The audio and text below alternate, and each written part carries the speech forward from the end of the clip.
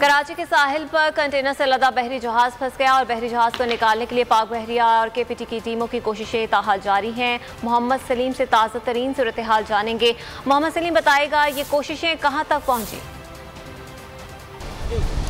अजी देखें, कराची बंदरगाह पर हेवी जहाज़ के लिए सप्लाई लाने वाला बहरी जहाज़ जो है वो इस वक्त साहिल के मकाम पर रेत में फंस चुका है। ये जहाज़ जो है वो हैंगटोंग 77 का है। ये जहाज़ सिंगापुर से कराची में जो है वो सप्लाई लाया था। सप्लाई 18 जुलाई से ये जहाज़ आया हुआ था और जो है वो हैंगटोंग 77 का जहाज़ जो है वो सप्लाई देकर वापस जाने वाला था, तो समंदर की ऊंची लहरों ने जो है वो इसको साहिल की तरफ धकेल दिया है। रकब में देख सकते हैं आप कि ये जो हैंगटोंग 77 का जहाज़ है बहरी, ये इस वक्त साहिल पर जो है वो रेत में फंसा हुआ है। तर्जुमान केपीटी के मुताबिक इस जहाज़ को जो है वो वहाँ पर जगह कोई अलाट नहीं की गई थी, ये जगह का वेट कर रहा था और जहाज़ जो है वो 18 जुलाई से पाकिस्तान आया हुआ था। ये जहाज़ पनामा की एक कंपनी की मिल्कियत है। उसके बाद जो है वो जहाज़ ने सप्लाई देनी थी, अब जो है वो ये साहिल पर फंस चुका है और तर्जुमान केपीटी के मुताबिक इस जहाज़ को